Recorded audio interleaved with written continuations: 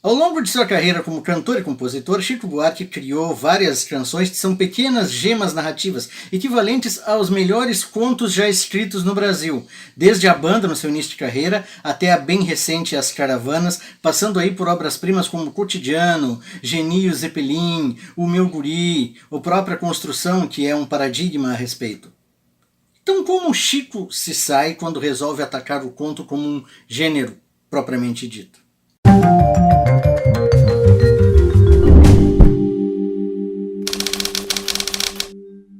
Sejam bem-vindos, leitores de todo o universo. Eu sou Carlos André Moreira, este é o seu admirável Mundo Livre e hoje nós vamos falar sobre o muito recentemente lançado livro de contos de Chico Buarque chamado Anos de Chumbo. Mas antes de televiso bem rápido, se você gosta do que nós fazemos aqui, se você gosta do conteúdo do canal, por favor, considere compartilhar, considere assinar as notificações, considere fazer o canal circular. Nós estamos chegando perto de 1.000 inscritos, vamos tentar bater essa meta até o final do ano, 1.000 inscritos até o final do ano. É possível com a sua ajuda, muito obrigado, vamos ao vídeo. Anos de Chumbo é um volume muito curto, publicado este ano pela Companhia das Letras, no qual Chico Buarque reúne 8 histórias curtas. É uma leitura tão rápida e ligeira que ele poderia muito bem ser incluído em uma futura lista que eu fizesse, como aquelas que eu costumo fazer, de livros que você poderia ler em um único dia. Ao longo dessas 8 histórias, Chico retoma não apenas alguns temas de sua predileção, como alguns artifícios narrativos que ele já vem usando com bastante consistência ao longo de sua carreira como escritor em prosa. Uma prosa ao mesmo tempo elegante, bem cuidada, mas que é muito direta e muito precisa. Talvez ela não seja exatamente direta, estou usando o termo errado aqui. Ela é sofisticada, ao ponto de, mesmo quando ela se apoia muito em elipses e em coisas não ditas, ainda assim o que ela diz é dito de uma forma límpida e muito clara. Cada uma das narrativas parece utilizar a elipse deliberada de determinados contextos e de determinadas informações no interior da narrativa, não apenas para detonar o conflito que vai dar forma a esse conto, como para expressar, por meio do subtexto desse conto, um Brasil bastante contemporâneo e que Chico já havia tentado apresentar no seu romance anterior, Essa Gente. A ideia de um Brasil tão tomado pela barbárie, tão tomado pela brutalidade, que já não se disfarçam mais determinados comportamentos que beiram o psicótico, tornados como normais na própria vivência social cotidiana. A primeira narrativa, Meu Tio, tem algumas familiaridades e similaridades com trabalhos semelhantes publicados por Rubem Fonseca, por exemplo. É narrado pelo ponto de vista de uma menina jovem, provavelmente uma adolescente, embora o conto não deixe isso assim claro com todas as letras, e que sai a fazer um passeio numa determinada tarde com o tio do título, um homem muito mais velho que a leva a dar umas bandas pelo Rio de Janeiro, a leva para a praia e depois a leva para tratar de alguns negócios com ele, e que, à medida em que esse passeio, essa tarde se desenrola, pela simples narração, sem juízo e sem muitas adjetivações da menina, narrando de um ponto de vista que beira um pouco uma certa inocência desinformada, vai ficando claro para o leitor mais atento que esse tio é, na verdade, o protótipo de um miliciano, cidadão de bem, homem de família, e que, no entanto, fez dessa moça, que a narrativa dá todas as pistas de que é uma adolescente, a sua amante mais jovem e já faz muito tempo.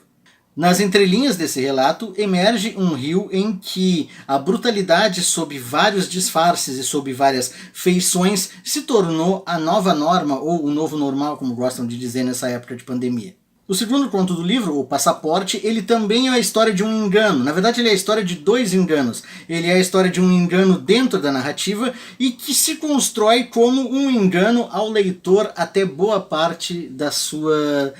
extensão.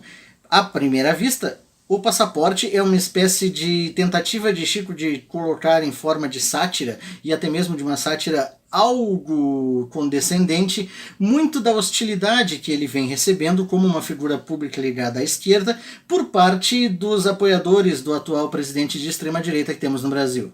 No conto, um artista, chamado ironicamente apenas de o grande artista durante toda a história, esquece o seu passaporte no banheiro do aeroporto no momento em que está lavando as mãos e só dá pela falta quando já está na fila de embarque, detonando aí uma série de incômodos burocráticos. A questão é que esse passaporte foi encontrado no banheiro por um colega de voo do artista, que é alguém que o detesta e que decide gratuitamente atrapalhar o dia do outro, arranjando tempo para esconder o passaporte no fundo da lixeira que fica ali junto à bancada da pia. A partir daí, a narrativa empilha as consequências desses dois acontecimentos e vai seguindo num fluxo ilógico de insanidade em que os problemas advindos desse mote tiram tanto o artista do sério que ele se vê a ponto de incorrer no mesmo erro preconceituoso que o seu detrator utilizou na primeira vez. O que poderia, portanto, ser uma narrativa algo condescendente de Chico apresentando-se como o grande artista, alvo do imotivado rancor e do imotivado ódio daqueles que o criticam, tem um twist no final que justifica plenamente a narrativa e se torna um comentário muito mais amplo sobre como os males da polarização não escolhem lado e não têm necessariamente um único prejuízo. Esses dois contos estão entre os melhores do livro e comprovam que Chico, como contista, aparentemente, por essa mostra que nós temos de seu trabalho, se sai muito melhor quando ele resolve se concentrar, se focar em um único acontecimento e em um determinado período de tempo mais curto, no qual aquele acontecimento específico vai reverberando como conflito. Em algumas das outras histórias na qual ele opta por abarcar uma passagem de tempo maior, uma fatia de tempo maior, por vezes a narrativa vai perdendo força ao longo do caminho. Cida, por exemplo, que é um conto muito curto, é até mais curto do que o Aeroporto, por exemplo, que é sobre um homem que faz amizade com uma moradora de rua que se diz vinda de um outro planeta, ele claramente perde o foco a partir de um determinado momento e não sustenta a premissa que no início era muito boa. Chico é mais bem sucedido nesse tipo de abordagem, por exemplo, em O Sítio, um dos contos no qual um casal se muda para um sítio isolado como forma de se afastar da civilização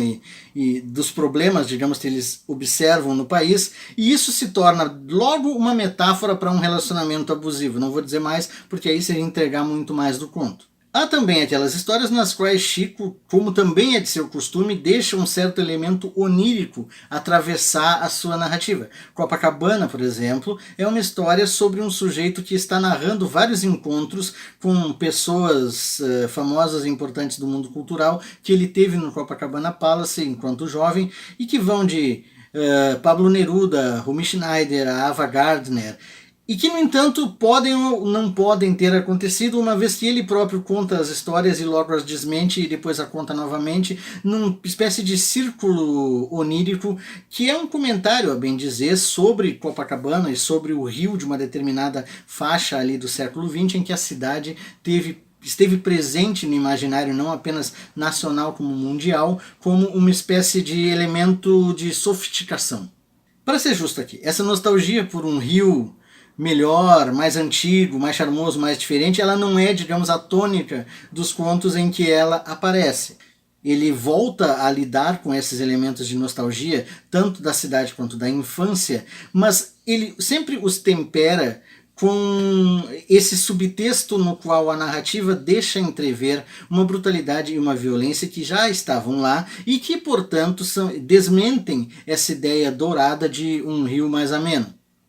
Os Primos de Campos, por exemplo, que é uma história narrada por um jovem que relembra visitas que dois supostos primos de Campos faziam a ele na infância, a ele e ao irmão, ela vai sendo gradativamente invadida por vários não ditos no meio daquela família e por vários elementos de uma brutalidade tal que a intervalos percebe-se que o rapaz, o narrador, está deliberadamente ou não, talvez por força do trauma, esquecendo elementos essenciais da história e que tanto o confundem quanto confundem o leitor que está acompanhando essa narrativa. Segredos sombrios de família como um antídoto para a nostalgia também são uma tônica de Anos de Chumbo, o conto que dá título ao livro, e que brinca espertamente tanto com a alcunha que a ditadura tem até hoje de Os Anos de Chumbo, quanto ao fato de que naqueles anos o narrador da história, que está na infância, é fascinado por brinquedos de chumbo, como soldadinhos de chumbo, por exemplo.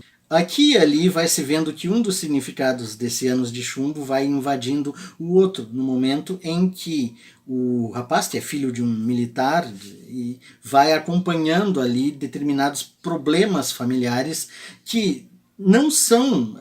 contados para ele, mas que vão sendo percebidos pelo leitor na narrativa. No plano da forma, como comentamos, a sua escrita é bastante sofisticada e ela mostra várias vezes ao longo das páginas por que Chico, como um autor de canções, é alguém tão celebrado e tão importante na história da música brasileira. Entre outras coisas porque ele tem um domínio invejável da expressão em língua portuguesa. E isso transparece na maneira como ele escolhe contar as suas histórias, que normalmente é uma dicção mais clássica e que mesmo quando tenta invadir alguns territórios de uma crueza mais exasperante, de uma atmosfera mais áspera, ainda assim a forma ela não escolhe, por exemplo, descer junto nessa crueza, como era, por exemplo, muito comum com autores como Rubem Fonseca. Chico é alguém que escreve sobre temas que às vezes são pesados, mas que não pesa a mão na linguagem. O fato de que essa escrita às vezes se torna um pouco labiríntica e até elíptica tem a ver com uma escolha que Chico faz na temática.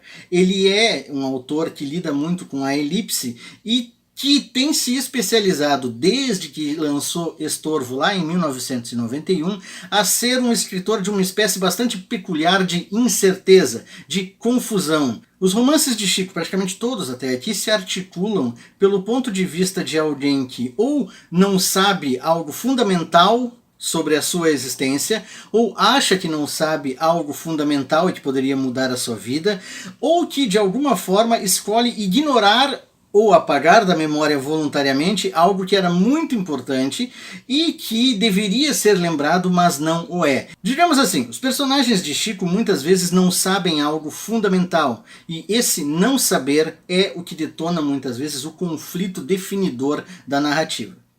Às vezes, esse elemento de distanciamento, de alheamento, de confusão mesmo do narrador, ele é usado para criar uma atmosfera que perpassa todo o livro. É o caso de Estorvo, por exemplo, que se ampara numa sensação de paranoia crescente que o narrador tem e que não necessariamente é justificada pelo que acontece na narrativa. Em outro de seus livros, a confusão mental é um elemento técnico muito importante para a condução da narrativa, como em Leite Derramado, que é narrado pelo ponto de vista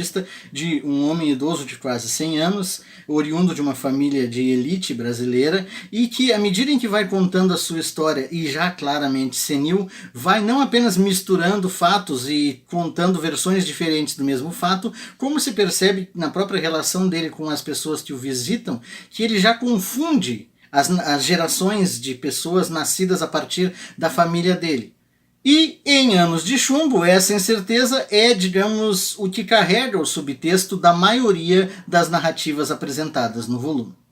Anos de Chumbo é, feitas as contas, um livro com algumas narrativas bastante sólidas, algumas muito boas, e que prova, como se precisasse de comprovação, que Chico é sim um escritor com uma voz própria original e com alguns temas que o preocupam desde sempre. Afinal de contas, o que mais um escritor precisaria? Leitores, talvez? Bom, isso aí é com vocês. Gente, esse foi o nosso Admirável Mundo Livro de hoje. Muito obrigado pela sua atenção, muito obrigado pela sua audiência. Se você gosta do que a gente faz aqui, se quer ajudar a gente a continuar com o canal, a continuar trazendo esse tipo de conteúdo, considere aí em dar o seu joinha para fazer o algoritmo saber que você gosta desse vídeo, compartilhar um pouco o nosso conteúdo, ou até mesmo fazer a sua propaganda do boca a boca aí. Vamos ver se a gente consegue chegar até o final do ano com 1000 seguidores, seria bem interessante. Muito obrigado novamente pela sua atenção, tenham uma boa semana, cuidem-se e boas leituras!